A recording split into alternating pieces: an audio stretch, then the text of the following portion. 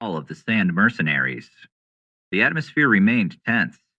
The leader of the Sand Mercenaries, Lou, bathed in a cold sweat, remained seated on his throne-like chair. Every few seconds, he glanced at Xavier. Lou knew that if he made one wrong move, it would be his last. Xavier had been merciful before, but Lou did not think he would show any sort of mercy again. Silently, Lou was wondering if he could save his skin, if he continued to prove himself useful to Xavier. He had to come up with a plan. Meanwhile, the only man that was spared of the Moon Clan stood between Lou and the ice sculpture of his former leader. You really want to challenge our clan? Fear was in his eyes. His face was as pale as the ice sculpture next to him. He tried to act courageously, but this was getting harder and harder.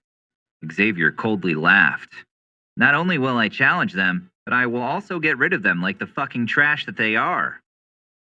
Don't be so bold. We still have the support of the faction of the Misty Clouds. You would not want to challenge them too, do you? The terrified man said this as if he was trying to convince himself there was still a way to survive all of this. Deep in his heart, however, he knew he and his clan were about to face their doom. Never before had he seen such terrifying power. There is no need to be scared, Xavier said with a faked, polite smile. If you bring me to this Moon Clan that you belong to, I might spare you. Otherwise, you can stay here with the leader of your group.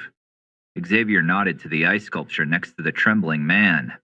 The man tried to hide the growing fear in his heart. No, I can't. I took an oath. I can't tell you. Tears formed in the man's eyes. It was clear that Xavier's patience had come to an end. Xavier waved his hand, and again, the white heavenly flame of Lao came forth. Instantly, the man turned into another sculpture, and, seconds later, shattered into icy shards. All right then, I'm sure anyone else here can tell me where exactly the Moon Clan is located. Xavier looked around. It was Yang who answered his brother's question. The headquarters of the Moon Clan is located in the City of the Moon, though it used to be called differently many years ago. You can imagine why people call it the City of the Moon. It is the largest city in the eastern region of the Empire.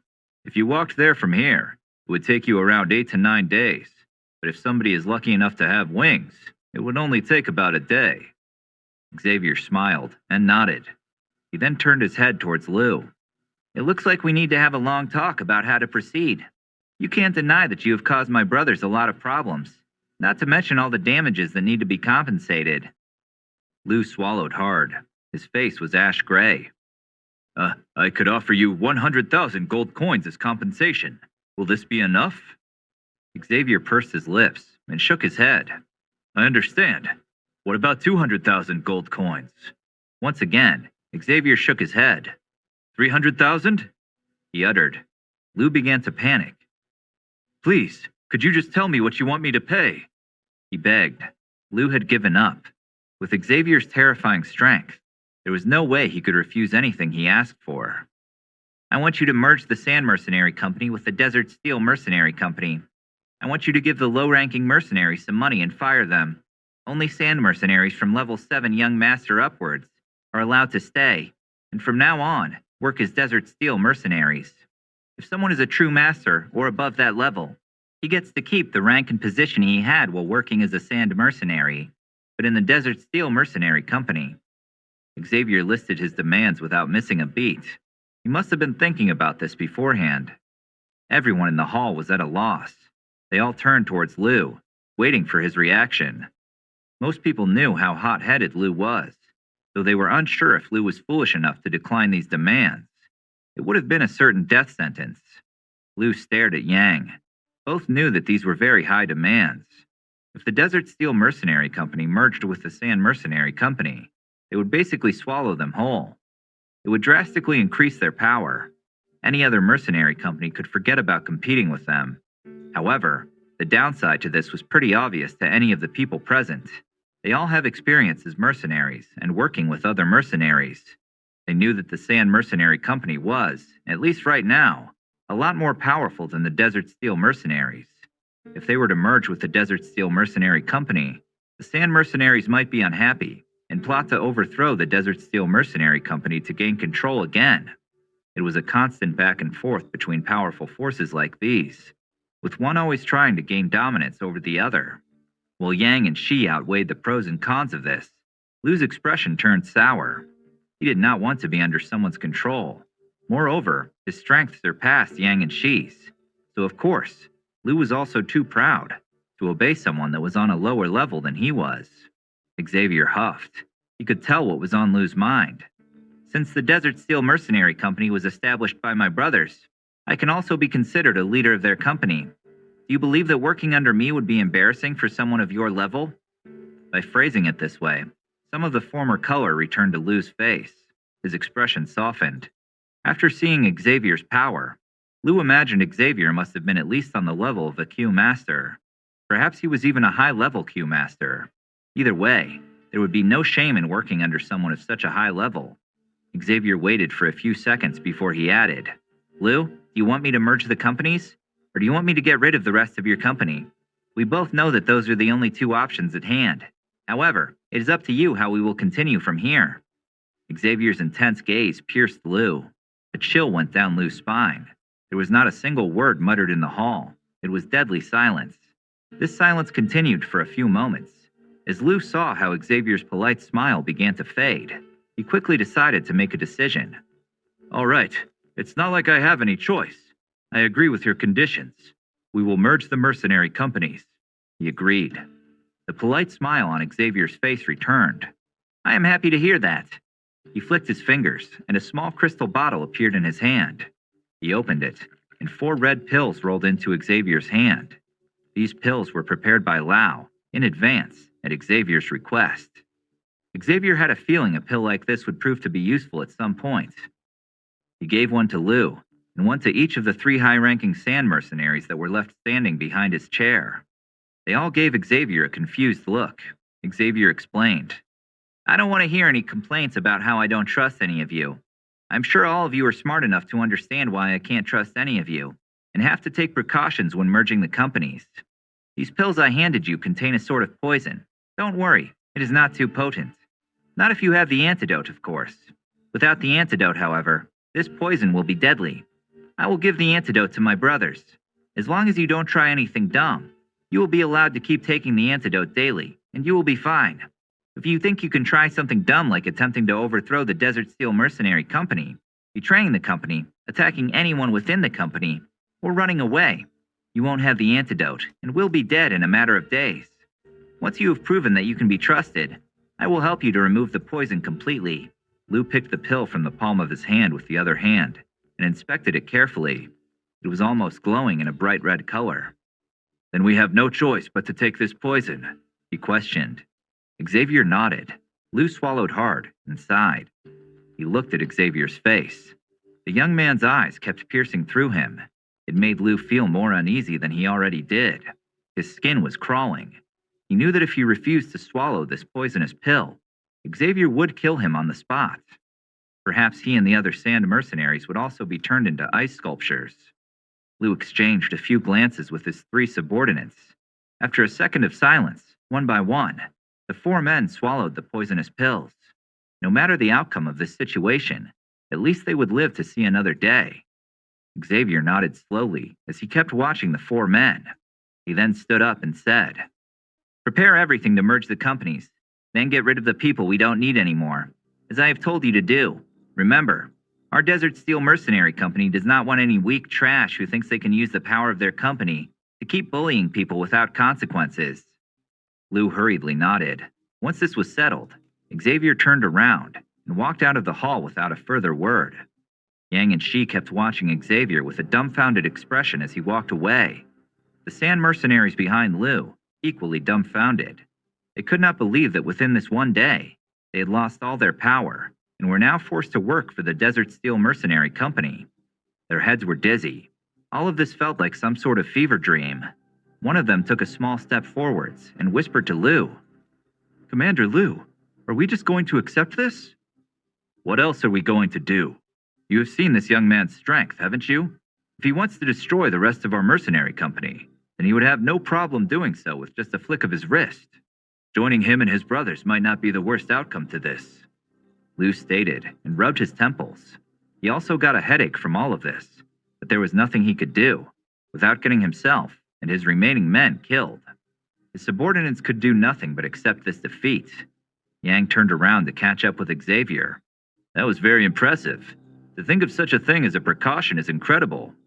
Xavier's face flushed red, but he waved it off with a smile. Don't mention it. I'm glad I was able to help you and she. It looks like Lou won't be causing you any more trouble. And if he does, just get rid of the antidote. Speaking of which, Xavier stopped for a moment and tapped against his storage ring. A second later, a few small crystal bottles appeared. He handed them all to his older brother. Here are the bottles with the antidote. You might want to hide them safely. You know what to do if Lou or his henchmen try anything shady. There should be enough to last for the rest of their lives, if necessary. Yang nodded. All right, got it. Thank you. But what are you going to do now? I have an idea, but honestly, I hope I am wrong. Xavier sighed. No, you're not wrong, but don't worry. I will make sure to be careful when dealing with this Moon Clan. Yang nodded. I know there is nothing I can do to convince you against visiting them and getting Lin back. Honestly, I would be glad to have Lin back here as well. She did not deserve something awful like this happening to her, especially not because of how hard her life had already been. As a hybrid between a snake person and a human, her life is hard enough as it is, without some fucked up assholes trying to steal her body parts. Yang shuddered at the thought. I have to admit that I blame myself for this. I should have kept her closer to myself to prevent something bad happening to her. It was only a matter of time until someone like her would catch the interest of someone with bad intentions. For her eyes, or for her being a hybrid, or for anything else. I should have... Stop, Xavier interrupted his brother. Beating yourself up won't help her. Yang sighed and forced a smile. I suppose you're right. Then all I can do is wish you good luck. Keep in mind that the Moon Clan controls most of the City of the Moon. They have a lot of support there. Not to mention, the faction of the Misty Clouds has their back as well. Though I imagine that is not going to stop you, is it? Xavier chuckled and shook his head. If anything, that is all the more reason for me to destroy them. He did not spend much more time here. After saying goodbye to his brothers, he spread his eagle wings and rose high into the air. The Ice Emperor activated his ICQ energy wings and followed Xavier. Together, they made their way to the City of the Moon as quickly as possible. Rays of light, Xavier and the Ice Emperor flew through the dark night sky and disappeared at the horizon. Only the light of the full moon above them shed some light on them. The Ice Emperor used this to take a good look at Xavier. He felt how Xavier had suddenly lost all of the Q energy he had only a few minutes ago. A strange suspicion rose in the Ice Emperor's heart. He could not help but ask, Xavier, this Q energy from earlier cannot compare to your Q energy right now. Could it be that the Q energy earlier was not actually yours? Xavier's speed suddenly slowed down. Without much of a change of expression, Xavier looked at the Ice Emperor and asked, Why would you think this? The Ice Emperor smiled. I don't deny your talent, but after roaming this world for so many years, I have seen many people that were similarly talented and around your age. None of them were Q Masters or above that level. Someone of your age being a high-level Q Master is something that I think should be impossible. Xavier raised his eyebrows. You really have sharp eyes, I'm not gonna lie. Unfortunately, Xavier knew there was no point denying this or lying to the Ice Emperor. Someone of the old man's level had a much higher soul performance than someone of a lower level. Naturally, this meant that their perception was a lot higher as well, but luckily, the Ice Emperor was no alchemist. Otherwise, he would have been able to sense the Q energy of Lao and figure out what secret Xavier was hiding. After a moment of silence, Xavier sighed and said, Even if this Q energy might not belong to me, I am the one controlling it. I hope this answers enough. The Ice Emperor was smart enough to not press this subject any further. Regardless of where the mysterious Q energy came from, if Xavier was able to control it, nothing else mattered. Any provocation would only upset Xavier, and most likely, also whoever was responsible for lending him this mysterious Q energy. Secretly, Xavier was relieved. This old man had caused him enough trouble already, and he did not want to begin another argument. We should hurry. I want to reach the City of the Moon before daylight. You've been making maps for decades. I imagine you can lead the way. The Ice Emperor laughed and nodded. Of course, just follow me, and we will arrive in no time. The Ice Emperor raised his speed, and Xavier flapped his wings a few times to catch up with them. Slowly, the silver moon descended. The stars began to disappear in the sky. Large wide roads were down beneath Xavier and the Ice Emperor. Unless someone had wings, one must pass through the city of the moon to pass into the eastern region of the empire. It was one of the largest cities of the empire. Therefore, the imperial family made sure to keep it heavily guarded at all times. Due to this, and the connections between the Moon Clan and the faction of the Misty Clouds, not many people were foolish enough to try and intrude in the city or start a fight. This also meant that the Moon Clan did not have to worry about anyone trying to gain control over what they considered their city. After many generations, the Moon Clan owned about 60% of the properties and shops in the city. The profits were enough to keep them well fed for thousands of years. If not for the three other large clans in the eastern region, the Moon Clan would have expanded its territory even further. However, in the past few years, the Moon Clan began to control more and more areas near the City of the Moon. No one dared to complain about this, but for the other three large clans, this meant they had to cut back on a lot of things. After all, they did not want to offend the Moon Clan. Doing so could have made the faction of the Misty Clouds mad at them, and not even they could afford this. Once the sun arose from the horizon, Xavier could see the skyline of the City of the Moon. It seemed to stretch from one side of the horizon to the other. Xavier was in awe. I knew it was a large city, but I had no idea it would be this large. Compared to this, New York City looks like a village. He was not exaggerating. The towering buildings did not seem to stop. It was a spectacular sight.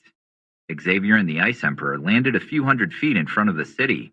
There they took a short break before putting on black cloaks to hide their identities. Neither of them wanted to be recognized. Although Xavier was not scared of the Moon Clan, he wanted to be cautious when facing them. Hiding his identity was the best way of settling things without getting himself into more trouble than necessary.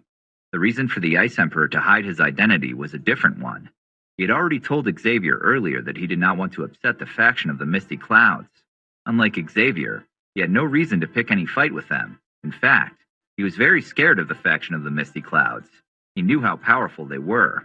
Compared to them, the Ice Emperor felt like a small fry. Once they were done, they walked along the wide road to the main entrance of the city. Xavier was stunned to see hundreds of guards at the gigantic gate. It did confuse him. Silently, he wondered why the defense of the City of the Moon was much higher than the defense of the Desert City, a city that was closer to the Empire's border than this one, and directly guarded by the Empire itself. With a questioning look, he glanced at the Ice Emperor next to him. The old man must have been wondering the same thing, because he shrugged his shoulders. Xavier shook his head and queued up behind the other people that wanted to enter the city. Ugh, why are there so many people and guards? Did I miss something? Xavier wondered out loud.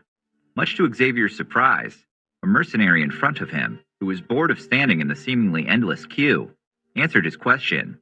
You haven't heard? Today is the birthday of the first elder of the Moon Clan, Chang Moon. Many powerful people are here to congratulate him and give him their blessings. Some rumors say that even the faction of the Misty Clouds sent someone over. Xavier was surprised to hear about this. Silently, he thanked the universe for this impeccable timing. Oh, the faction of the Misty Clouds. Man, this Chang Moon must be very popular, Xavier said with feigned ignorance. Oh, he truly is. It was a brilliant move to pay the faction of the Misty Clouds so much money and give them so many gifts. Otherwise, the Misty Clouds would have no interest in such a small clan like the Moon Clan. Small clan? But isn't the Moon Clan one of the most prestigious clans in the Empire? Xavier continued to play dumb. He figured it would be the best way of getting some more information. The mercenary, and some of the surrounding mercenaries who joined the conversation laughed softly. You are not from here, are you? Compared to the faction of the Misty Clouds, the Moon Clan is hardly worth mentioning. As much as I respect and fear them, I can't think of any clan within the Empire that could compete with the faction of the Misty Clouds. Well, perhaps the Imperial family could keep up with them, and maybe... No, never mind. Xavier also laughed a bit. I can't believe I arrive on his birthday. He turned to the Ice Emperor next to him, and waited until the mercenaries moved forwards before saying, Did you hear this? That disgusting old bastard is celebrating his birthday today. Man, I'll make sure to give him a birthday gift that he won't forget.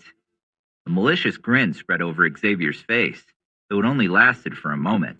He did not want to raise any suspicion after all. The Ice Emperor, on the other hand, was unhappy to hear this. You do know that this means that there are a lot more powerful people that you will have to fend yourself against when facing him, right? Xavier shrugged. With you by my side, that won't be too hard, don't you think? Hearing this, the Ice Emperor froze. His body tensed up. With me by your side? What makes you think I will help you with this? Do you think I have a death wish? Besides, I told you I owe you one favor, and you already told me what favor you want. Therefore, you cannot force me to help you take down the Moon Clan. Xavier chuckled. I would not force you to help me. All I'm saying is that if you help me now, then I think I will owe you a favor later. This made the Ice Emperor relax. He raised an eyebrow. An alchemist that can refine a level 6 pill owing me a favor. All right, you know what? Suddenly, helping you against the Moon Clan does not sound like such a dumb idea after all. But you will remember that you owe me a favor, won't you? What? You think I'm going to talk myself out of it? Or think of attacking you? Only an idiot would try that, don't you think? Xavier replied. Catching what Xavier was hinting at, the Ice Emperor's face turned red with embarrassment. He decided to not add anything to this. Either way, even with my help, it won't be easy to take action, he warned. Don't worry so much. With our combined strength, we don't need to worry about the Moon Clan, Xavier assured him. What we should be worried about is the faction of the Misty Clouds. Do you think their leader will show up to personally congratulate him? He asked. The Ice Emperor shook his head. I don't think they care that much about him. The leader of the faction of the Misty Clouds is insanely powerful, and as you can imagine, equally busy. She would not bother to come here just for someone's birthday party. Xavier did not comment on this. Instead, he took a few steps forwards as the queue in front of him finally came to an end. Suddenly, he stopped. Xavier turned his head. A few people began to cough as dust flew into the air, as a number of people on horses galloped along the road. Some were about to complain. However, as they saw the young lady on the first horse, they forcefully swallowed their anger down. The young lady was wearing a red dress. It wrapped tightly around her upper body, but flowed freely around her legs so that she would not be hindered while riding her horse. On her forehead, she wore bright crystal ornaments, resembling a moon and stars around it, forming a tiara on her head. She had a pretty face, but one could see that there was an air of arrogance and cunning around her. Some people behind Xavier cursed her. What an arrogant bitch. All she relies on is being the second lady of the Moon Clan. She does not even care how much Chang Moon has been kissing the ass of the Misty Clouds to get to his potion. These people have no shame. I hope they'll get rid of the Moon Clan soon. Xavier smiled softly at hearing the people cursing the Moon Clan. Somehow, he had a feeling their wish was soon going to come true.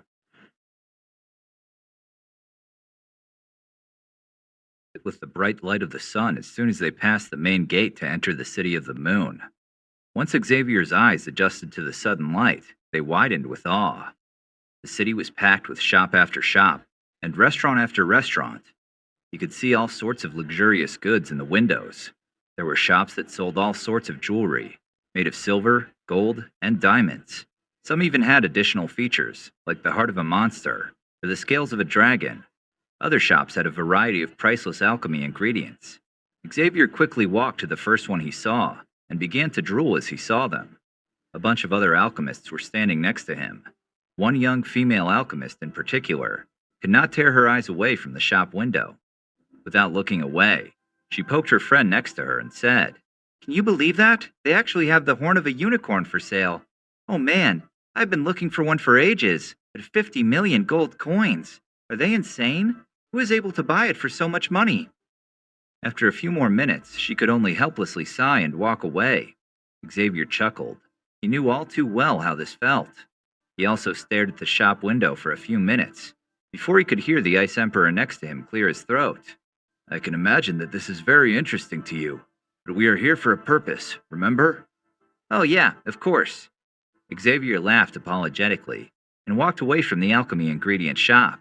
Unfortunately, along the road were about a dozen more of these shops, not to mention all sorts of other shops selling D techniques, Q methods, and priceless treasures. The Ice Emperor had to keep pushing Xavier forwards. "You can go on a shopping trip once we are done here. Remember when you told me that we should hurry up?" "Sorry," Xavier muttered, "but this is incredible. Have you ever been here before?" he asked. "Of course I've been here before. I told you, I used to travel all across the continent of the heavens." The Ice Emperor rolled his eyes. How else do you think I was able to make maps for a living? You cannot rely on word of mouth or rumors when it comes to making accurate maps. Good point, Xavier admitted. I had no idea there are so many amazing shops, though. This is unbelievable stuff. Not even Obsidian City has so many shops. Honestly, Obsidian City looks like a village next to this one. I'm really surprised by this. I thought Obsidian City was considered a lot more powerful than this one. Or not. The Ice Emperor nodded. More powerful when it comes to military power, not size. But are you really surprised by how many shops here offer priceless items? You have seen how tightly guarded the city is, and you know what sort of other powerful forces are defending the city, and the Moon Clan. The tighter the security, and the higher the defense, the more valuable what's inside. You won't find a priceless treasure chest with a cheap lock if you understand what I mean. That does make sense, Xavier swallowed. Of course, priceless wares like the ones on display here could not be sold on some random street market. The owners would get robbed within seconds. Such items attract criminals and other thieves like a bright lamp attracts moths. Without wasting more time, Xavier followed the Ice Emperor. The old man knew his way around. He was not lying as he said he had been here before. Xavier struggled a bit with the insane level of noise in the city. He could almost feel his ears swelling and turning hot. So much noise after an entire day of traveling caused his exhaustion to become worse. With a sigh, he turned to the Ice Emperor and said, "It's been almost 2 days before I had some rest. Should we find an inn to stay and look for some more information about the Moon Clan before attacking? I was hoping I could take care of Chang Moon on his birthday, but I really underestimated how large this city is. I don't think we will be able to find him today, and even if we do, attacking immediately would be very foolish without any sort of strategy." "I agree," the Ice Emperor stated. Although he would not admit so out loud, the old man was also tired. Even with his original strength recovered after Queen Medusa's seal was broken, he was not getting any younger. Without arguing, he and Xavier walked along the busy roads to look for an inn where they could stay. Along the way, the loud noises, thousands of people, and hundreds of shops kept making Xavier's head spin. One could imagine his relief when they finally arrived in front of a house that had a sign on the door that said, "Rooms available." The inn looked pretty fancy. It was decorated in white and silver.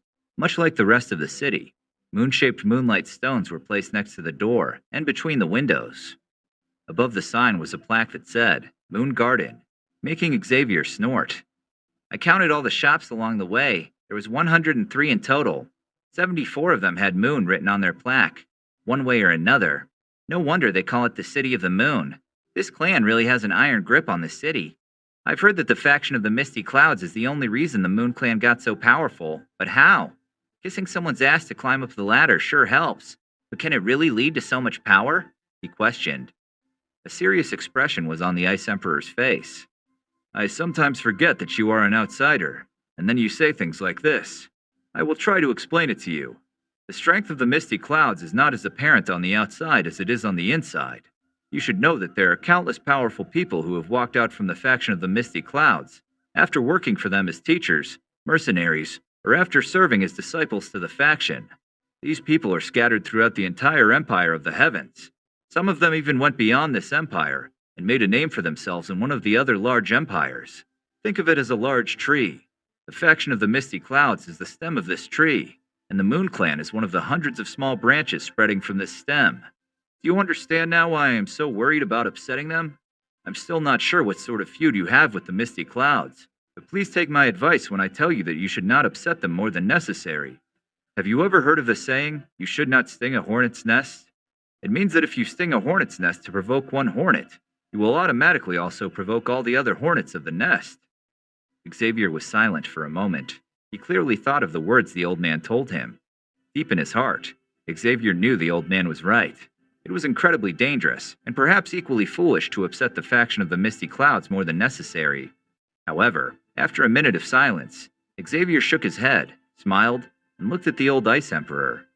"Perhaps you are right, but sometimes you need to do something, even if it seems foolish or pointless. And even if I end up stabbing through the hornet's nest, then maybe this was meant to happen," he stated. The Ice Emperor helplessly shook his head. He did not understand why this young man with all his potential would insist on being so foolishly stubborn. This was a sure way to get himself killed.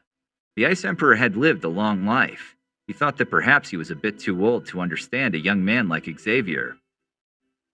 Besides, Xavier continued, it was not me that was looking for trouble with the misty clouds. It was them. Like hornets, they showed up, thinking they could sting me with insults and not experience any consequences for it. But I will let them know that they will regret this.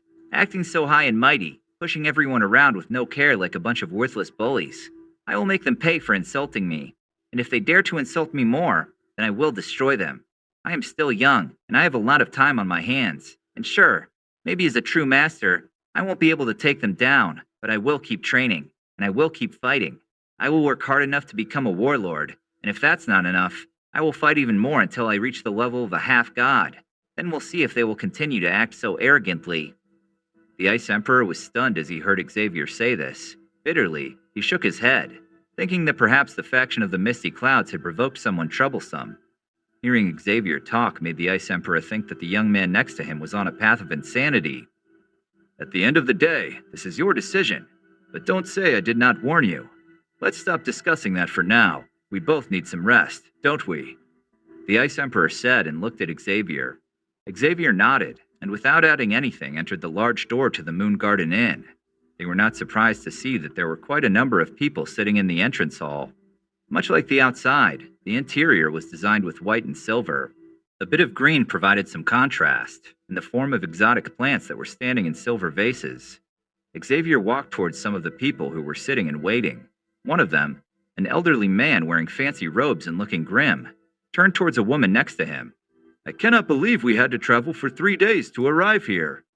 The woman next to him hushed him to make him stop complaining. It is a huge honor to be here during the birthday celebration, she reminded him. Besides, we are not the only ones who had to travel a few days to get here. The nice lady across us told me she had to travel for 2 weeks. The man huffed. That's insane. Why would anyone travel for 2 weeks? The woman looked at the man as if she could not believe that he would say something so foolish. Why wouldn't she? This event is not something that happens every day, she hissed. The man shook his head. No, only once every year. But isn't this enough? The woman did not reply, but slightly kicked against the man's ankle, glaring at him angrily as she urged him to remain respectful. Xavier could not help but chuckle. He understood the man too well, but did not feel like joining their argument. All this effort for an event that happened once every year seemed a bit much. He was wondering if everyone else in the room was also here for Chang Moon's birthday, but the question was about to get answered by the lady behind the counter as Xavier approached her. She looked him up and down and said, Sir, may I see your Moon Clan invitation card? My what? Xavier raised his eyebrows and wondered if this woman was serious. Judging by her expression, she must have been. Do I really need an invitation from the Moon Clan to stay here? I am sorry, sir, but all the inns in the City of the Moon have been booked by the Moon Clan. We will only receive guests that have been invited to the celebration. The young woman gave Xavier an apologetic smile as she explained this. Xavier knitted his eyebrows together, shook his head, and laughed in disbelief. This is ridiculous. What sort of dictator does Chang Moon think he is? That guy must be some serious control freak. The woman behind the counter swallowed and froze. This was the first time someone dared to talk badly about the Moon Clan in front of her. She was unsure how to react. On her face was a look of sheer embarrassment. Xavier rolled his eyes and turned around. Suddenly, someone moved over with long steps and smashed an open hand against the counter. Who do you think you are to insult our first elder, Chang Moon, on his birthday? You bloody brat. I will make you regret this.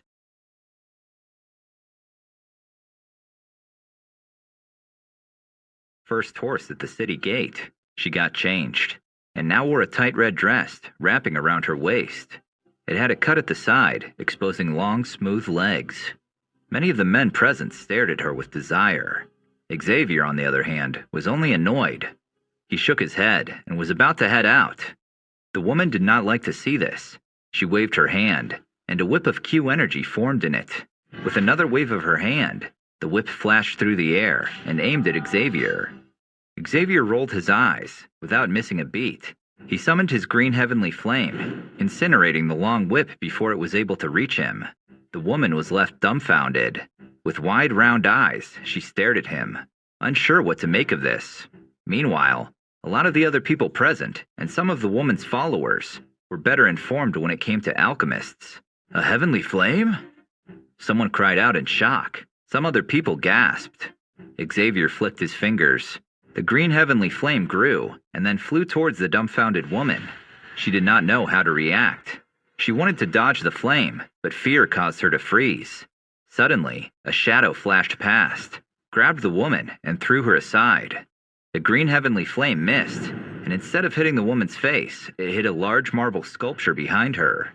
Not even a second afterward, the large marble sculpture shattered. Bits and pieces of the sculpture were left on the ground. Some even began to melt into a lava-like liquid. Again, people gasped. Some began to murmur. Others threw Xavier fearful glances, and some glances full of awe. "I do apologize, good sir. I am truly sorry. On behalf of the Moon Clan, I would like to apologize for Miss Lai Moon's behavior. Please forgive her."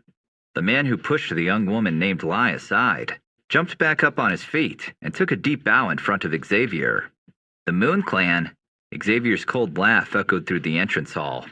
"Maybe you should spend more time disciplining the people of your clan instead of throwing festivals. Or do you think just because you own half the city and kiss the ass of the Misty Cloud faction, you can afford to run around insulting people for no reason? This will backfire sooner or later, with the support of the Misty Clouds, or not." The people who overheard this were shocked. Many of them turned pale. None of them would dare to insult the Moon Clan like this. They exchanged a few glances, and then stared at Xavier. Afterward, they stared at the Ice Emperor, who was directly behind Xavier. The Ice Emperor stood there, remaining quiet and expressionless. Of course, none of the people dared to say anything to Xavier. After seeing the green heavenly flame, they knew that this person must have been a powerful alchemist. Not to mention, Xavier was young. Someone of his age possessing a heavenly flame was clearly someone you would not wish to upset. The middle-aged man of the Moon Clan must have thought the same. Instead of taking offense to Xavier's words, he awkwardly laughed. "You are right, young man. Once I return, I will tell our clan's leader to punish Miss Lai accordingly." Xavier's eyes shifted to the woman in red who stood behind the man. She took a step to the side, hiding her embarrassed face behind the back of the man. Her heart was racing with fear. She was terrified that Xavier would launch this green heavenly flame toward her again. Her arrogant attitude was immediately gone. Xavier huffed. He was about to walk out of the inn when the middle-aged man approached him again. "Excuse me, sir. I'm afraid our clan has booked all the inns. Even if you would walk through the entire city, you won't find a place to sleep. How about this? As an apology to you and your companion, I will order this place to prepare 2 luxurious bedrooms. Would this make you forget Miss Lai's bad behavior earlier?" Xavier raised an eyebrow. After exchanging a glance with the Ice Emperor, he said, "Sure, that sounds great. Lead the way." The middle-aged man was startled at the quick response. Of course." He urged the lady behind the counter to go ahead, and then led Xavier and the Ice Emperor towards a staircase. Once they all were gone, the tense atmosphere in the entrance hall became less. The chatting between the people slowly continued, and became louder. Most of the conversations were about the mysterious young man and his older companion. Many guesses were made about who they could have been. The young woman in the red dress was left behind, and only watched speechlessly after Xavier. Never before has she been treated like this. Some men next to her must have noticed. Immediately, they flocked towards her, trying to comfort her and cheer her up. "Lady Lai, this guy earlier was just some freak. I will make sure that he won't bother you again," one of the men consoled. "I have friends nearby. I can ask them to join me and make sure he will regret treating you this way," said another man. Suddenly, the clear laughter of a woman echoed through the entrance hall. Lady Lai and the people around her all turned towards the door. There stood an ethereal, beautiful young woman. "Oh, Lai dear, why are you crying? Don't tell me there is someone who dares to be mean to you in the City of the Moon." The elegant young woman stepped inside. She was dressed in a moon-white robe, tied with a silver belt. As she entered the inn, many men forgot to breathe. They looked at the delicate features of this angelic woman. Her smile was gentle, yet cold. There was something otherworldly about her. On her earlobes hung earrings decorated with jewels. The jewels sparkled under the bright light from the chandeliers of the inn like stars. The woman in the dress was dumbfounded as she saw the noble-looking young woman that suddenly appeared. A moment later, she smiled widely. "My friend, Lady Nalan Yan, it is so good to see you." Lady Yan smiled too, but her smile looked a lot more distant. She seemed cold and untouchable. She seemed to have matured a lot in the past years. The people seeing her were humbled quickly. After Lady Yan entered, an old man, also dressed in white robes, decorated with silver, walked into the inn. Light sparkled through his watery eyes. Once Lai has greeted Lady Yan, she turned to the old man behind her and smiled. "Elder Shen, it is good to see you too." Shen laughed. "I can only say the same. It has been a few years, hasn't it, Miss Lai?" Lai blushed red as Shen mentioned her name. She did not expect him to even remember her.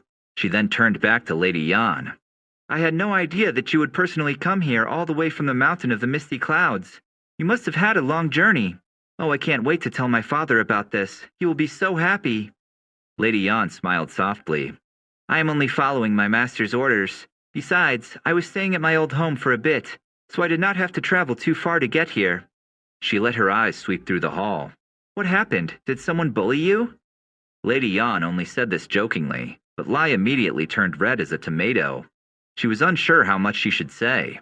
Lai did not want to provoke the powerful young alchemist from earlier, and she also did not want to bother her friend with her own problems. "Oh no, there was just some interesting person that showed up." Lai waved it off and laughed a bit. Her eyes wandered to the broken sculpture that Xavier had destroyed with his heavenly flame. Lady Yan immediately noticed as Lai was looking away. She followed the direction her eyes looked at and saw the destroyed sculpture. Immediately, her smile dropped. Lady Yan looked deadly serious. She looked over towards Elder Shen, exchanging a shocked look. They both were a lot more experienced when it came to Q energy and heavenly flames. Instinctively, they knew that whoever did this must have been a master with a powerful fire attribute. "Lady Yan, it is getting darker. Why don't you stay here tonight? They do keep special rooms for higher-ranking guests that would be worthy for someone of your status," Lai said with a smile. "Very well. If it is not too much trouble, I might as well stay. I do need some rest," Lady Yan said with a faint and cold smile. Once more, her eyes swept over the destroyed sculpture. "I will be honest with you, I did not expect that there are so many powerful people and mysteries in this land. I grew up very sheltered.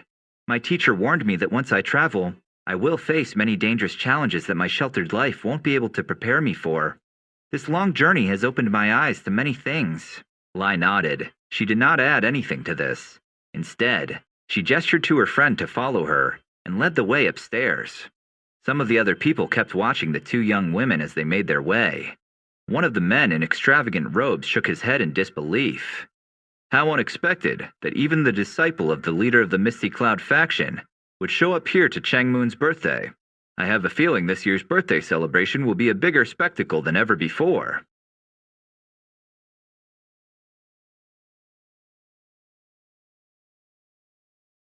And let out a deep breath. He rubbed his temples. The loud noises of the city caused him to get a bad headache. He was glad to finally get some rest. The Ice Emperor sat on a table and took a sip of tea. "I think we should figure out what sort of background this guy from earlier had." "Yes," Xavier agreed. "But we need a plan first. What if we enter the headquarters of the Moon Clan tomorrow and search for Lin? Having her with us might be helpful." He thought for a while. Afterward, Xavier walked inside his own bedroom, next to the living room of the inn, and then tapped the storage ring on his finger. Swiftly, the large green lotus leaf flew out of the ring. It drifted towards the ground, but suddenly stopped a few inches above the floor. Steadily, Xavier sat on the leaf and closed his eyes. Threads of warm, pleasant Q energy hit him as soon as he touched the leaf. He inhaled deeply. The air felt refreshing. Slowly, all tiredness left Xavier. He activated his inner vision. Threads of green energy were twirling inside his body. Since he evolved his Q method, the speed at which his body absorbed Q energy had increased greatly. Xavier purified the Q energy as much as he could, before leading it into his Q cyclone. While Xavier was training, Lai was leading Lady Yan along a corridor, and then inside the living room upstairs. Coincidentally, she stopped in front of the room across from Xavier, and led Lady Yan inside. Xavier did not notice this. He kept training all night. Only as the first rays of the morning sun leaked through the decorated window did he open his eyes again. A faint green glow was emitted from them. It appeared and disappeared within seconds. With a loud groan, he stretched his body. He jumped off the lotus leaf and waved his hand, making the leaf disappear inside his storage ring. Quickly, he straightened his clothes and walked into the living room. The Ice Emperor was already awake. He was standing at a window, looking down at the noisy street with his hands crossed behind his back. Noticing Xavier approaching, he turned around with a smile. "Looks like you have slept well." Xavier nodded. "You could say that. We should not waste more time, though, and search for Lynn. Once we have her, we will make sure that the old bastard from the Moon Clan will get his birthday present." "Planning a funeral on his birthday, huh?" The Ice Emperor chuckled. Xavier grinned. "Once the old bastard is dead, the rest of the clan will lose most of their power, and then it is only a matter of time until their iron grip on the city will be gone too. Then the other 3 large clans will destroy them as soon as they can. After all, they are definitely sick and tired of the Moon Clan prancing around like that, thinking they can control the entire city like that."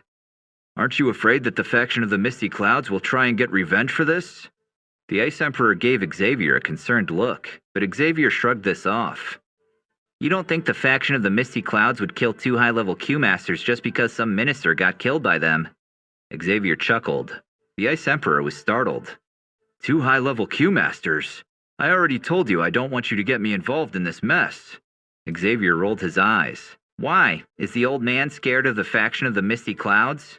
"I already told you I am, and you are a fool if you are not," came the curt reply from the Ice Emperor. "I told you I am not interested in angering them, and once my debt to you has been repaid, I will leave and never look back." Xavier hummed. He was playing around with a cup on the wooden table for a moment, thinking. Eventually, he asked, "What rank are you exactly?" The face of the Ice Emperor turned sour. "I am on the 2nd level of a high-level Q-Master." "2nd level, huh? And how many levels were you on before you received Queen Medusa's seal?"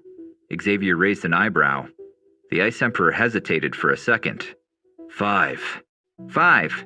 So even though the seal of Queen Medusa was broken, you are not back to your former strength," Xavier said bitterly. The Ice Emperor waved this off. "I am not surprised by this. The seal has cursed me for decades. It is impossible for me to recover my full strength in such a short time. It will take me, I think, about 4 or 5 years until I am back at my full strength." Xavier laughed as he heard this. 4 or 5 years? That sounds like you are not exactly sure how long this is going to take, are you? Is it true that sometimes it takes longer to recover one's strength after losing it than leveling up? "Xavier, what are you trying to say?" The Ice Emperor sighed. He was not sure if he liked where this conversation was going. "All I want to say is that I might be able to help you to restore your full strength within a year of time, without any side effects."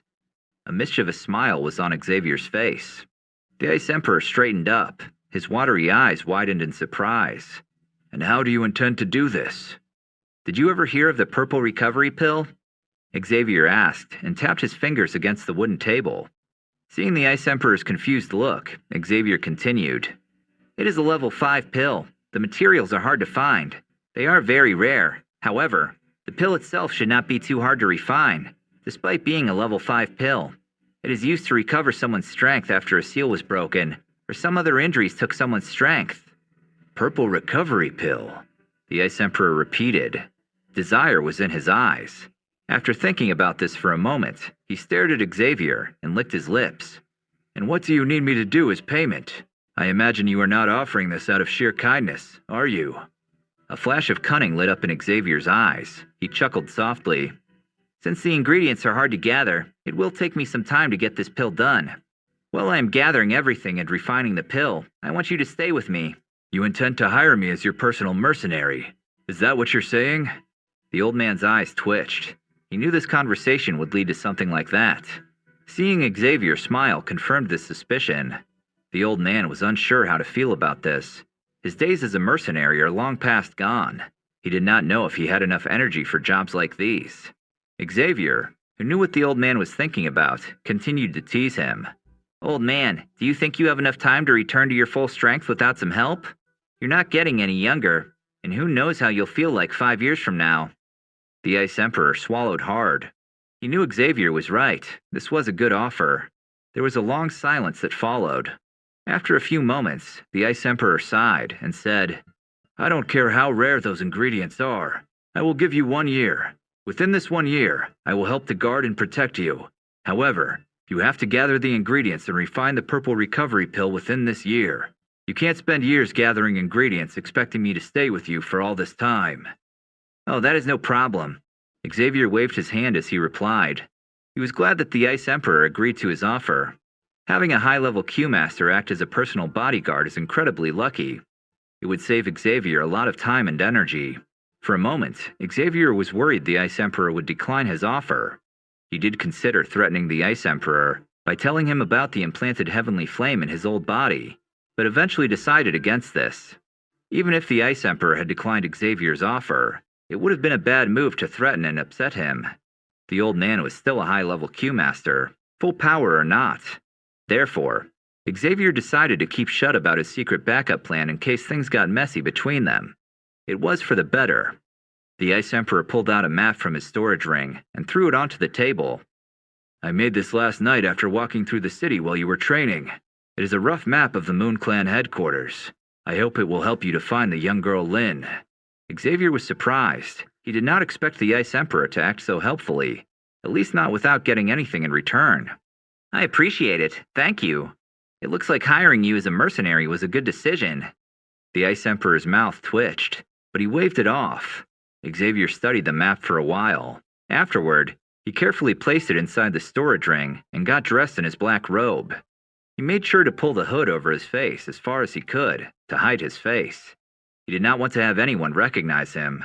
The only thing visible was his mouth, which turned into a faint smile. We should go. The sooner we find Lynn, the better. If we are too late then, honestly, I don't even want to think about it. They walked out of the room and down the stairs. Meanwhile, next to the door of the inn, stood an elegant young woman in a silver-white robe. She was smiling as her friend Lai was chatting happily. Xavier slowly descended the last few stairs and turned towards the door. His eyes swept across the entrance hall. Suddenly, he froze. His pupils dilated. He felt as if he was struck by lightning. He faced his decision not to do so. His faint smile turned into a deep frown. Although Lady Yan Nalan had clearly grown up, Xavier could still see arrogance written on her face. He clenched his fists. His nails were piercing into his palms. Fury grew in his heart, making it a race. It was a fury that was difficult to control. He gritted his teeth. A violent Q energy began to surge in his body. Xavier, are you all right?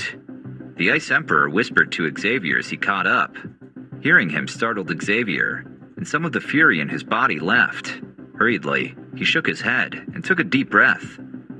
Xavier could hear Lau's soft laughter in his mind. Lau clearly understood what was going on. How unexpected, he murmured.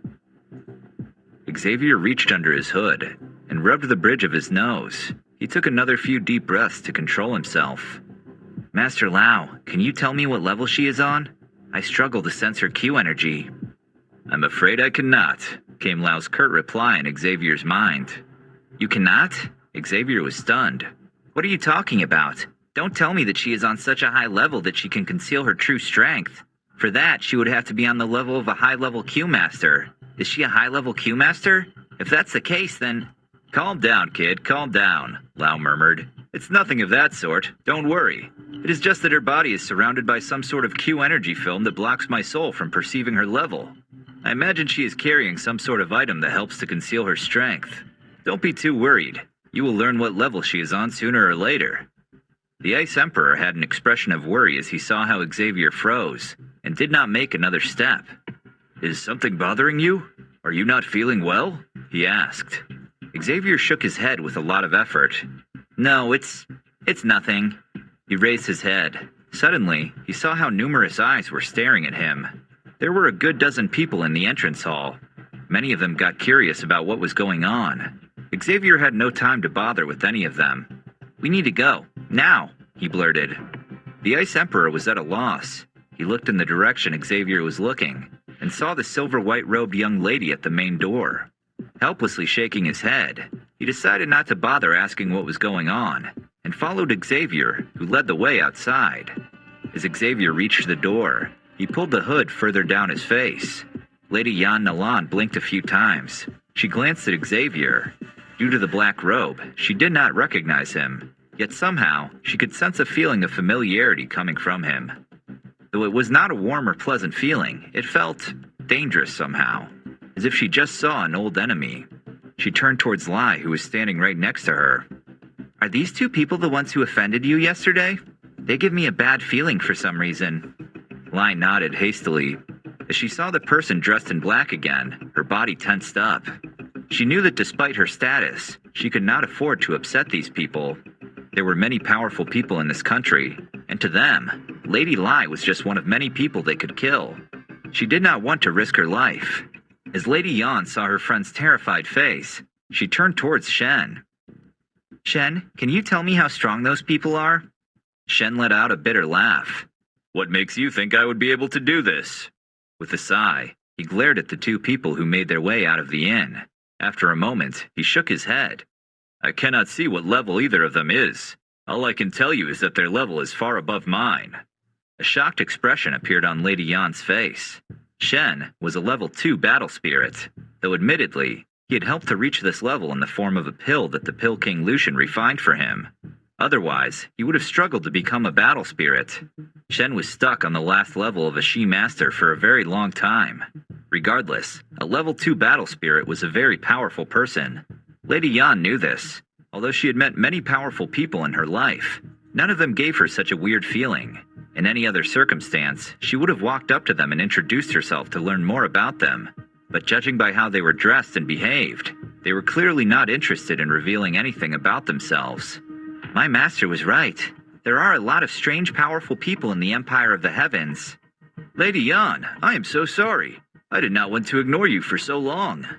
A young man laughed and walked up to Lady Yan. Xavier, who was already outside, paused for a second to turn his head and look inside the inn before closing the door behind him. There he saw a handsome young man. It was the same young man that accompanied Lady Yan back when she visited the Shao clan to break off the engagement. Xavier huffed. Can't believe he is here too. You were too kind. Lady Yan smiled as she looked at the young man in front of her. However, it was clear that her smile was only a polite and friendly smile, and nothing more, much to the young man's disappointment. The young man cleared his throat. Lady Yan, why don't you join me and visit the Moon Clan? It's not too far from here. Lady Yan hesitated for a bit, but eventually nodded. She saw no reason to reject his request. After all, they were friends. The young man beamed with joy as he saw that Lady Yan agreed. Secretly, he was scheming about their future together. His plan was to spend as much time with her as possible, so that when the right moment came, she would agree to become his wife. Then, when Lady Yan was the leader of the faction of the Misty Clouds, no one would dare to offend her husband. With a wife like this, there was no person insane enough to threaten him. Suddenly, his gaze fell on the two figures who were about to exit the inn. The young man remembered that his uncle told him how Lai offended two high-ranking men yesterday. The young man figured that these must have been the men in question. Before they were able to leave and close the door behind them, the young man rushed towards them with a polite smile. Seeing him walk over, Lady Yan watched with curious eyes. She was interested to know more about these secretive men as well. Hello, I am Li Moon. I have heard that my sister Lai has accidentally offended you. My father told me to apologize to the two of you. My sister was not thinking clearly as she offended you.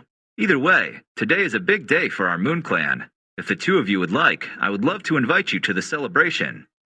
Xavier, remembering the young man's behavior 3 years ago at his home, was unimpressed by the faked smile and the feigned apology. He also knew that Li was not actually ordered by his father to issue an apology. Li only said so to make his father look better. All of this only caused Xavier to roll his eyes under his hooded robe.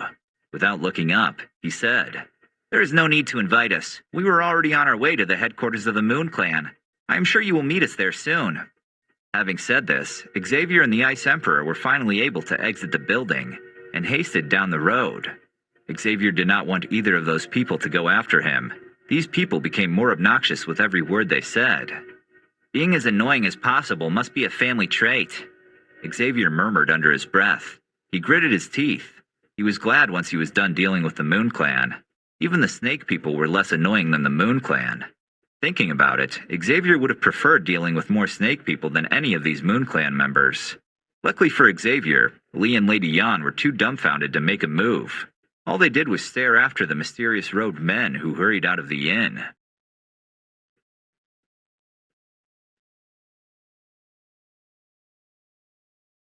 Heading to the Moon Clan's headquarters. They did not want anyone from the inn to follow them. Once they were sure they were not being followed, they slowed down. Lee was right. The headquarters of the Moon Clan was not too far from the inn, and it was impossible to miss. As Xavier saw it, he could not help but shake his head. The headquarters looked like a fortress. It was tightly secured with towers and walls. On the walls were guards. Xavier could see sharp arrow blades flickering under the light. Using his soul performance, Xavier was able to sense that in the air above the fortress were invisible barriers. Those barriers would immediately destroy anyone flying too high above the fortress. They have a really tight defense.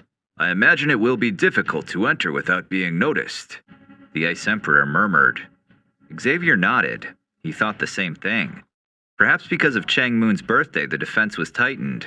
Silently, he wondered what they should do next. The Ice Emperor must have had similar thoughts. Why don't I go back and ask Lee if we can still accept his invitation? Xavier snorted. There's absolutely no way. Follow me. A moment later, he turned towards a small pathway at the side. They walked around half of the building. Xavier then stopped in the shade of a large green tree. He raised his head and quietly watched the patrolling guards on the wall. After waiting for the right moment, Xavier jumped into the air and shot toward the top of the fortress like lightning. While flying up, he let his green heavenly flame appear on each tip of his fingers and shot it toward the guards. The heat of the heavenly flame caused the few guards to be unable to react before they were turned into piles of ash. Xavier had a satisfied smile on his face. While the green lotus heavenly flame was nowhere near as powerful as Lao's bone-chilling heavenly flame, it worked well enough. Xavier waved his hands, and the ash was scattered in the wind. Seconds later, the Ice Emperor appeared next to Xavier. The two of them exchanged a look before leaping down the wall into the courtyard. How do you intend to search for Lin? This headquarters is huge. I imagine they must have a lot of hidden rooms. It would take days to find all of them, even if we split up. The Ice Emperor whispered to Xavier while they were hiding in a shadow near a wall. The Q energy of the Ice Emperor was completely withdrawn inside his body. With the additional help from his black robe, he was able to go unnoticed. It was clear that he had done things like this before, probably many times. Xavier whispered, I was with Lin for a while, so I'm familiar with her Q energy. I will use my soul performance to search for her Q energy. As long as she is not too deep underground, I should be able to detect her. I will leave this to you then, the Ice Emperor replied. My soul performance is not too bad, but not as strong as the one of an alchemist. I think you have a better chance at finding anything here. All right, then make sure to pay attention to the guards. Let me know if something bad is going on, Xavier said and closed his eyes. Lao took the hint. Immediately, he took control of Xavier's body and searched for it. Many images shot through Xavier's mind with Lao's help, but none of them showed Lin. Xavier furrowed his brows. A long while later, Lao had to give up. I'm afraid I cannot sense her. Lao's voice echoed through Xavier's mind. A gloomy expression appeared on Xavier's face as he opened his eyes. The Ice Emperor immediately knew what this meant. You could not find her? He confirmed. Xavier shook his head. I imagine that the Moon Clan has hidden some rooms that are protected by some spiritual barrier, which makes it impossible to find them. Or at least I imagine this is the case. I'm not sure how they would be hiding Lin. The Ice Emperor rubbed his chin. A dark thought crossed his mind. Could it be that we are too late? That perhaps the Moon Clan already obtained what they were looking for? Xavier's mouth twitched. He did consider this too. He took a deep breath and shook the thought out of his head. If that is the case, then I will make these fucking monsters pay for it, he hissed. The Ice Emperor nodded. He did not dare to say anything else that could have upset Xavier. Xavier let himself lean against the wall behind him with a sigh. Silently, he hoped that they were not too late, and that perhaps Lin was just hidden very well, or in some other building of the Moon Clan. The Ice Emperor swallowed and said, Never mind, we should keep going. We have come all this way already, so we might as well search for Chang Moon and force him to talk. If anyone knows where Lin is, then it's him. He did not have to say this twice. Xavier nodded and leaped onto the roof of one of the towers. There, he looked around. In the center of this fortress was a large building. Xavier assumed that it must be some sort of hall. He jumped down the tower and headed towards this hall. The Ice Emperor was following close behind. Meanwhile, some of the members of the Moon Clan were seated in a dark, hidden room. On the leader's seat was an old man with long white hair, wearing silver clothes. "Jing, have you prepared everything?" the old man asked. "Yes, Master Chang. The preparations to remove the girl's flower snake pupils are all done," a middle-aged man replied. "Good, good." The eyes of the old man brightened. Excitement was on his face. "That is wonderful news for our clan, to find flower snake pupils, and this is on someone who is not yet fully matured. Those are perfect conditions for the operation." "Master Chen, are those flower snake pupils really as powerful as it says in the legends?" the middle-aged man asked. The old man chuckled. "No, they are even more powerful than in the legends, especially with the pet snake this little girl has been carrying around. Have you seen it? Her pet snake is a powerful two-headed fire snake that is guarding her. Without her flower snake pupils, she would be unable to tame such a beast. Once we obtain her eyes and train with them until they have matured, no one within this empire would dare to challenge us. Then we won't have to rely on the faction of the Misty Clouds anymore. Not even their leader would be able to fight us." He slammed his fist on the table next to him. The other people did not dare to say anything against his plans. All they could do was applaud, smile, and cheer as the old man spoke. "Now, is there any report from the people we have sent to the Rock Desert City? Has the Desert Steel Mercenary Company been taken care of? They had been living with this girl for a long time. I imagine they must have discovered her secret by now. Since I need to keep this knowledge under wraps, we need to eliminate them. If word spreads about this girl's special eyes, we will only face more problems." The old man sighed. One of the people present hesitated for a moment, but eventually spoke up. Not yet. But with our strength combined, it is only a matter of time until the Desert Steel mercenaries have been taken care of." "Tell them to hurry up," the old man yelled out. "And then make sure to get rid of that sand mercenary company too. We can't afford to leave any loose ends," he ordered. "Yes, sir," the middle-aged man agreed. "Oh, and before I forget," the old man added, seemingly remembering something. "Have you found any information about these two mysterious men who Lee kept talking about?" The man swallowed and shook his head. "No, sir. They seem to have appeared out of nowhere. We could not even find out their names." "Then put more effort into doing so. There is something off about these people, though I cannot place my finger on what exactly it is. Either way, once today's celebration is done, we will start with the transplantation of the eyes. We should not wait any longer." The old man looked serious as he said this. The middle-aged man nodded respectfully. "I understand." He opened his mouth as if he wanted to say something, but hesitated. After clearing his throat, he added, "Sir, the young lady Yan Nalan has also shown up for the celebration." "Yes, I have heard," the old man hummed. A spark flashed up in his eyes. His mouth turned into a cunning smile. "Make sure to tell Lee that he needs to spend more time with the young lady Yan. If he were to marry her, then we could combine the Moon Clan and the faction of the Misty Clouds. When that time comes, we can dispose of the other three large clans and dominate over the eastern region of the empire." "That is a fantastic plan, Master Chang. However," another man spoke up. Worry was on his face. He hesitated for a second. "Well, I have heard that this young lady Yan Nalan has been very difficult to impress. After staying with the leader of the Misty Clouds for so long, she is not as sentimental and foolish as she used to be." The old man huffed. He knew what this meant. "Then it appears Lee won't have much of a chance by being warm and nice.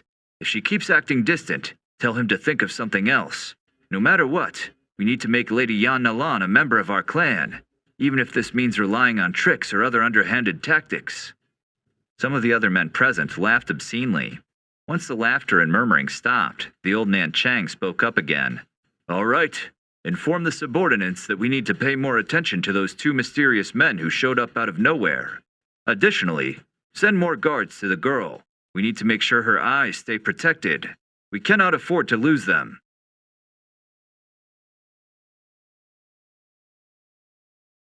Platform at the end of the hall were special throne-like seats. Behind them were numerous pillars, which were decorated with banners congratulating Chang on his birthday. On the special seats, many chiefs, leaders, or representatives from powerful clans and factions were seated. They came from all over the eastern region of the empire. On the leader's seat in the hall sat an old man with long white hair. He was busy greeting the guests who came to see him and congratulating him on his birthday. The old man seemed to enjoy being the center of attention. On his face was a proud smile.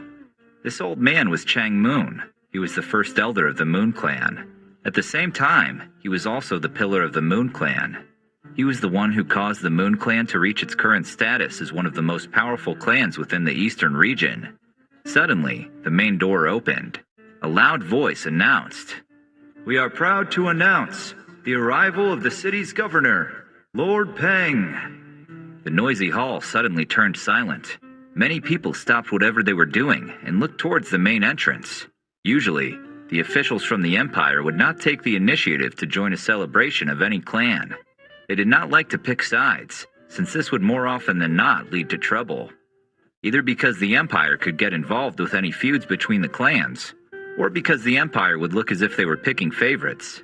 Therefore, a governor showing up for a celebration was a big deal. "Lord Peng, please come in. It is such an honor to have you here." Chang smiled widely as he saw the middle-aged fat man wearing a fancy robe. They were chatting for a bit, as suddenly another person announced, "Master Shu Lang, head of the Lang clan, has also arrived." Hearing this name, Chang was confused for a moment. He was not sure if he was happy to hear this name or not. The Lang clan was one of the other 3 large clans within the eastern region of the empire. Although they were not as powerful as the Moon Clan, they were not to be underestimated. Chang did not expect the head of the Lang clan to show up. Usually, they were busy hating each other and scheming against each other. The fact that the larger clans all hated each other was an open secret. Chang assumed that the Lang clan must have realized that they had no chance of taking control of the city of the moon, and therefore wanted to make amends. A proud smile appeared on Chang's face. A skinny man walked into the hall laughing happily. "Old Master Chang, you did not age a day."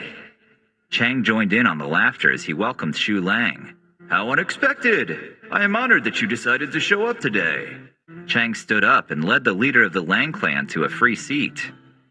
This went on for a while. One by one, more and more leaders and chiefs came to visit. In a few minutes, another 100 people or so joined the celebration in the already overcrowded hall. Chang was not sure when this large hall was so full for the last time.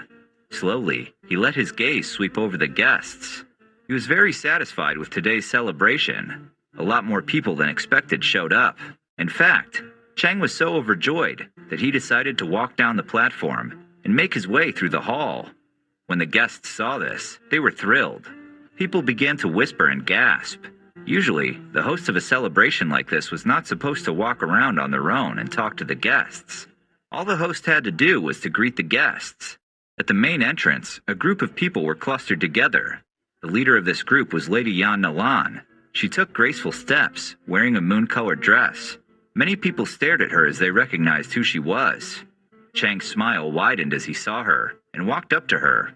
"My dearest Yan Nalan, I did not expect you to show up personally. You have no idea how happy this makes me." The other people were whispering to each other. "Can you believe this? The future leader of the faction of the Misty Clouds shows up herself. Ugh, the Moon Clan will brag about this for who knows how long. She has grown up, hasn't she?" "Yes, she has become a truly beautiful lady. Incredible." Looks of envy filled the hall. The faction of the Misty Clouds stood at the peak of the Empire of the Heavens. Only the Imperial family was above them when it came to strength and power. Lady Yan Nalan brushed it off with a polite smile. She was surprised to see this large number of powerful and important people gathered in the hall. While she knew there would be many powerful people, she had no idea it would be this many. "Oh, you are too kind, Master Chang. I am only following my teacher's orders." Chang Moon laughed. He personally led her and her group of people towards some of the free seats on the platform. Of course, he made sure to sit directly next to them. Suddenly, Lady Yan had become the focus of everyone's attention. The leader of the Lang clan could only huff. His face was full of envy as he looked over at Lady Yan. Bitterness spread through his heart. Silently, he wished he could just move closer to her and have a conversation. However, he could not push his luck. Otherwise, he might end up offending Chang. Doing so on his birthday would have been a grave insult. Since everyone was so busy, no one saw the two cloaked figures who appeared atop the hall. They stood on some crossbeams above, observing the celebration. Is that the first elder of the Moon Clan, Chang Moon? Xavier's eyes glared at the old white-haired man. Yes. The cloaked figure of the Ice Emperor next to him said, What do you intend to do next? Destroy the place. We should take care of this old bastard first. Remember that we can't kill him. We need to make him talk. Otherwise, who knows if we will ever find Lin. Let's just beat him until he can't fight or walk anymore. Xavier stared at Chang with piercing eyes, much like a venomous snake that was about to strike. Meanwhile, in the hall, Chang finally stopped chatting and looked around to see if everything was going well. The noisy atmosphere died down a bit as they saw that Chang was walking back to the platform and about to give a speech. I wish to thank all of you for showing up on this joyous day. I am truly honored to celebrate my birthday surrounded by so many lovely people. Now I am sure, as you have all read on your invitation cards, there is more reason to celebrate than just an old man's birthday. We are also here to celebrate the forming of the Moon Alliance. This alliance intends to work together with powerful people from everywhere within the Empire, and whoever joins will become an ally to the Moon Clan. This way, we can team up and work together to protect the city of the moon. These words caused some mixed expressions in the hall. People were unsure what to make of it. They knew that this was just a fancy way of saying that they should join the Moon Clan and become part of them. The only upside to this was that they would have the personal protection of the Moon Clan. Silence was in the hall. After many minutes, some of the weaker clans agreed to join the Moon Clan. Some of them were already dependent on the Moon Clan and did not want to lose their support by upsetting them. Once the weaker clans joined, some of the more powerful clans, who feared the Moon Clan's wrath, joined as well. Lady Yan Nalan observed all of this. She exchanged some looks with her elder Shen and tilted her head. With a proud face, Chang looked at all the forces that decided to join his alliance. Though there were not many clans that had joined yet, he was optimistic that this would change soon. Once word would spread, many more clans will be on their knees and beg him to join the Moon Alliance, or so he hoped. Now, of course, someone needs to be in charge of our alliance. I will take this place until we have voted for a leader. Chang did not say it out loud, but of course, he had no intention of letting people vote for a leader of the Moon Alliance. He also knew that no one would dare to complain about this. The people in the hall suspected as much. Many people frowned and exchanged unhappy glances. He has some nerves, some people murmured. Suddenly, the voice of a young man echoed through the hall. I'm sorry, Elder Chang. I don't think you will be in charge for long. Xavier's sudden appearance made everyone stop talking and whispering. With stunned expressions, they looked from Xavier's cloaked figure to Chang, and then back to Xavier. No one knew what to make of this situation. Chang's face turned dark red. The people who saw this were wondering what sort of madman would act so recklessly in front of Chang, who is also known as the Executioner, after destroying the Silver Bandit group. Only someone incredibly foolish would piss him off. Meanwhile, Lady Yan and the elder next to her exchanged a shocked glance as they recognized this cloaked figure as the mysterious man who they had met at the inn. Who do you think you are? Chang frowned. His eyes glared at the cloaked figure. Does it matter? You are Chang Moon, or not? I was looking for you to ask about something. Chang clenched his wrinkly hand into a fist. He gritted his teeth and did his best to swallow down the growing anger in his heart. This week is a celebration of my birthday. Many people have come here to congratulate me and join the Moon Clan's festivities. We are here to celebrate, not to fight. If you have anything to discuss, then let us discuss this once the celebration is over. Xavier huffed. What? Are you scared of losing face in front of all these people, you coward? Sure, the Moon Clan may be strong in the eastern region of the Empire, but in the end, you are nothing but a dog of this damned Misty Clouds faction. Deadly silence was in the hall after Xavier said this. People froze with shock. They stared at Xavier, wondering what bold and reckless person would dare to say something like this. Does this guy have a death wish? Does he not know how powerful the faction of the Misty Clouds is? Doesn't he know who he is talking to? The deadly silence was suddenly interrupted by whispering. Meanwhile, on a seat on the platform, Lady Yan's face also turned sour. Never before had she heard anyone talk in such a disrespectful way about the faction of the Misty Clouds. Chang's mouth twitched. Immediately, every door to the hall was kicked open. Dozens of guards stormed inside. Never before did anyone dare to walk into my house to offend me. Chang scowled. Xavier raised his head.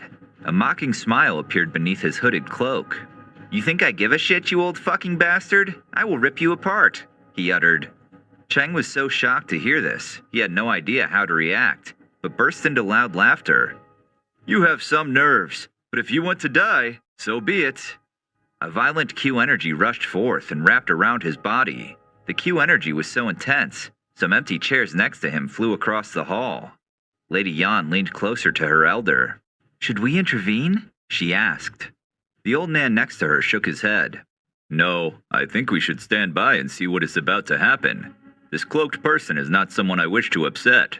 Besides, the Moon Clan has been acting very arrogant lately.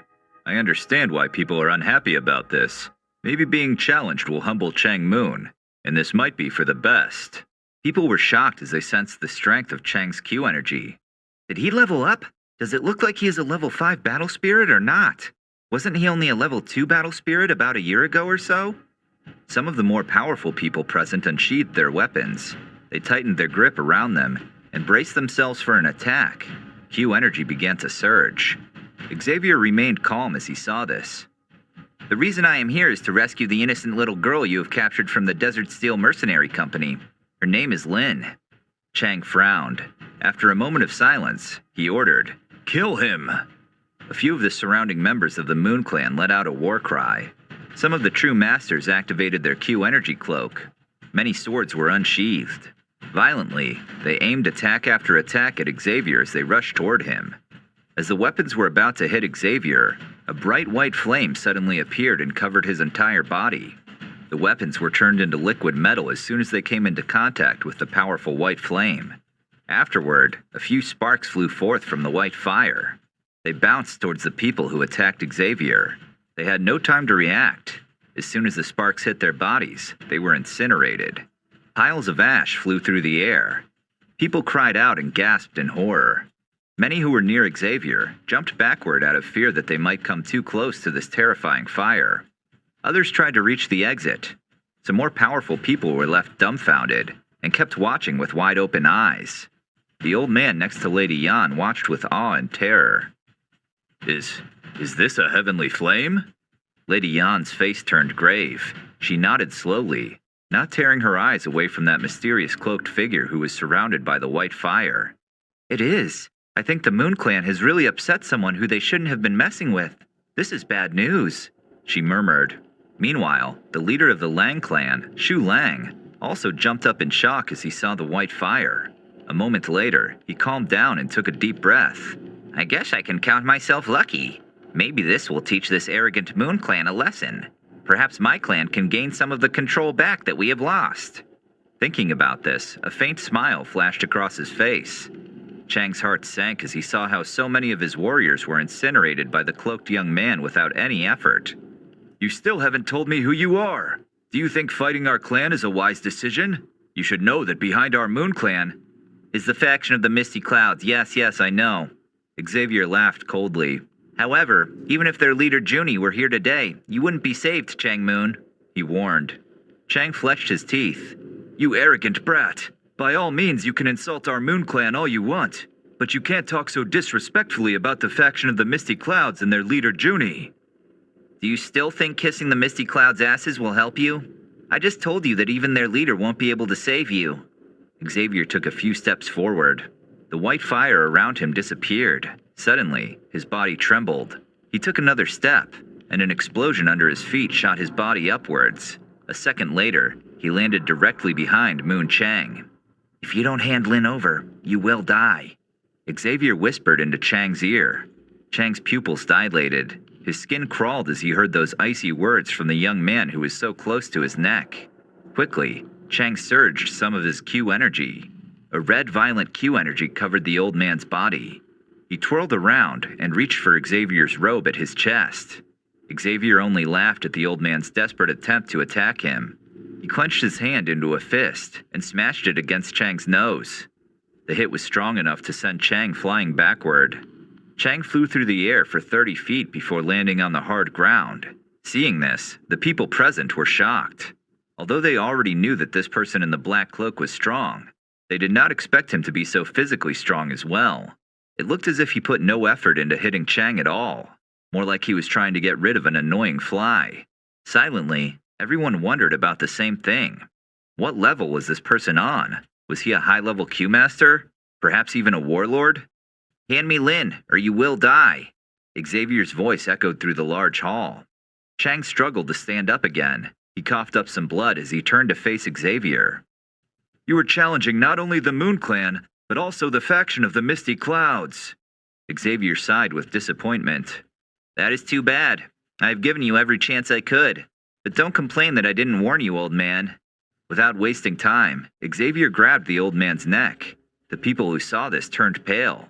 Only a few minutes ago, Chang Moon announced his plans to dominate more of the eastern region of the empire by making other clans join him, and suddenly, it appears his life had come to an unexpected end. This turn of events was truly unexpected. However, most of the people felt an inexplicable joy in their hearts as they saw Chang Moon be a toy in someone else's hands. Most people felt that this was a justified end for the infamous executioner of the Moon Clan.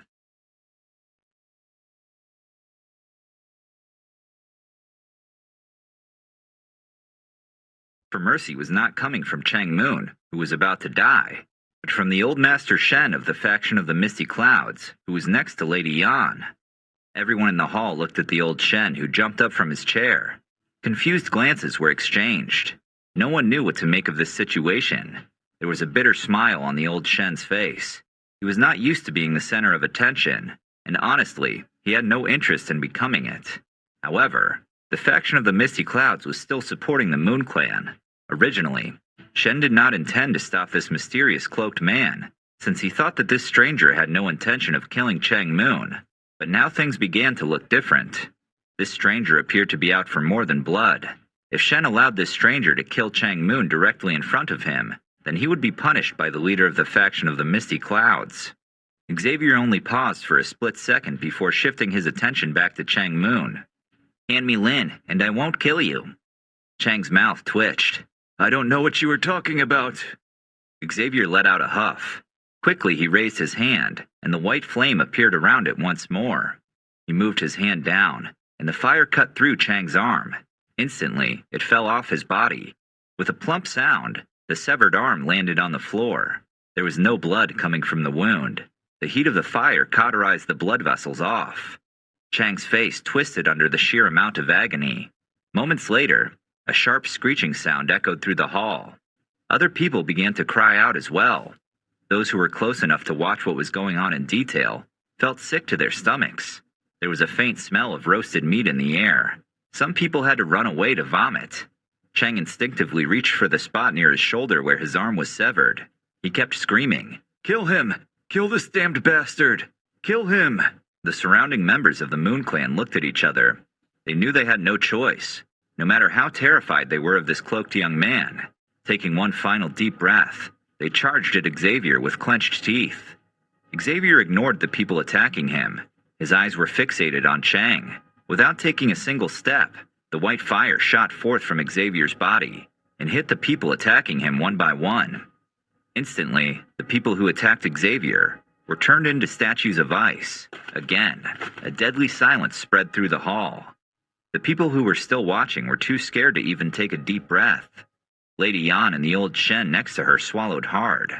They have never seen such a heavenly flame before. They had no idea that a heavenly flame was able to create so many different attacks. The remaining members of the Moon Clan jumped backward. No matter what order Chang Moon would scream at them, they would not dare to risk ending up like their comrades. "Are you going to hand Lin over, or do you need me to tear every other limb from your body?" Xavier took another step closer to Chang, who instinctively backed off. His body was trembling with pain and fear. Who are you?" Chang raised his head, staring at the hood of the cloaked young man so close to him. "Do you think we have all day? My patience is coming to an end, old man." Xavier's reply was curt and cold. He raised his hand. The white fire around it suddenly formed a long, sharp knife. "If you kill me, that girl will die as well," Chang murmured as he eyed the long knife that suddenly appeared. "So she is still alive." Xavier felt as if a ton of weight suddenly dropped from his shoulders. Part of him did not think that Lynn was still alive. "Then I want her handed over to me. Anyone who knows where she is, step forward and tell me, or I will destroy this fucking excuse of a clan." The people who heard this did not doubt Xavier's claim to destroy the Moon Clan. After everything that happened today, it was clear that Xavier was a force to be reckoned with, and not just some guy who felt like boasting to intimidate or impress people. Behind Chang, one of the men snuck out of the hall. Chang did not seem to notice.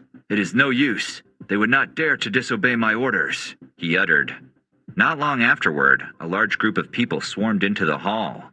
As they saw Chang with only one arm, trembling with fear and cold sweat running down his forehead, they felt their stomach turn. None of them had expected their first elder to end up as such a mess. A middle-aged man in a fine silver silken robe rushed forwards from this group of people. The men he passed instinctively took a step back. The hair on the middle-aged man's head was dark, but already had gray streaks in it. Pearls decorated his silver robe on the sleeves and on the chest. In his eyes was exhaustion, and dark bags formed beneath them. Quickly, he walked towards Xavier. "Sir, I have heard there have been some issues. Could you please tell me what is going on? I have heard that the first elder of our clan has offended you. If that is the case, then how did he offend you? Hopefully we can find a way of dealing with things without having to resort to bloodshed, especially so since we are currently having a celebration." Xavier turned his head to look at the middle-aged man. "And I'll take it you're the leader of the Moon Clan?" "That is correct. My name is Wu Moon." The man introduced himself. Xavier did not reply by introducing himself. Instead, he said, "I want to rescue the girl Lynn that your clan has kidnapped. If she is not here, alive and well, in 10 minutes, I will wipe your clan from existence." Xavier's fury became apparent as a violent Q energy seemed to surge from his body. Under the pressure of this Q energy, cracks began to form under Xavier's feet. Lady Yan's jaw dropped. The old Shen next to her looked equally shocked. He had seen this level of strength a few times in his long life. With terror, he cried out, "A high-level Q-master?" The first elder Chang Moon, who heard this cry, turned as pale as a ghost. He did not think that this mysterious stranger would be on such a high level, or at least he hoped this wouldn't be the case. If this mysterious stranger was really a high-level Q-master, then Chang Moon stood no chance on his own. Wu Moon's mouth twitched a few times. He was shivering. "Kidnapped girl? The one who the first elder had brought back from the desert?" He swallowed and turned to Xavier. "Did someone hire you to take her back? Is that what is going on?" As Xavier did not answer, he turned back towards the first elder Chang. "Who did you offend this time, you old fool?" Wu shook his head. "Sir, please just give us a few minutes. I will immediately go and release her." He understood that upsetting this person more would have been a death sentence. The first elder Chang, on the other hand, raised his head. His blood was boiling. "Hold on! Who allowed you to release her? I was the one who brought her here." Wu stopped in his steps. He frowned as he turned his head towards Chang. "You have some nerves to put our clan in such a dangerous position, and now complain about it. What did you intend to do with this young girl anyway? She is hardly worth so much trouble, is she?" A faint smile crossed Xavier's face. Judging by Wu's reaction, he did not know about Lin's special eyes. "You don't know what you are talking about," Chang cried out. "This little girl has—" Before Chang was able to finish his sentence, Xavier threw a violent kick at his back. Seconds later, Chang landed with his face down on the hard ground. Xavier took 3 steps towards him and lifted Chang off the ground by his collar. In his other hand was the heavenly flame knife. It looked like Xavier was going for the final death blow. Sir, on behalf of the faction of the Misty Clouds, I order you to let go of this man." The old Shen next to Lady Yan cried out. Xavier did not react.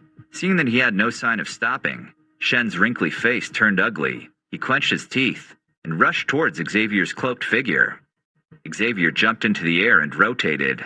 A moment later, he landed next to the old Shen's shoulder and pushed against the old man's chest. The force was enough to make him fly backward.